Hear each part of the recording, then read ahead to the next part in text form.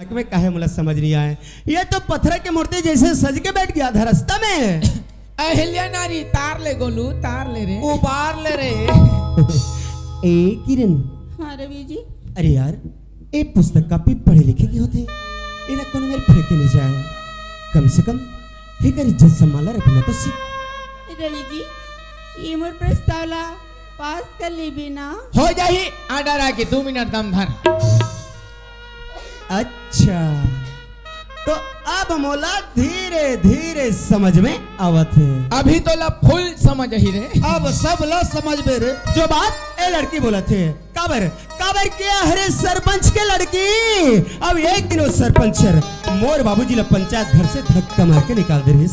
अरे वो दिन तो ते अपन आप में कसम खा रहे रवि कि ये बेइज्जती के बदला लेके दिखाऊं करके। यार आज मौका है रवि, फंसा ले चिड़िया अपन जाल में आओ।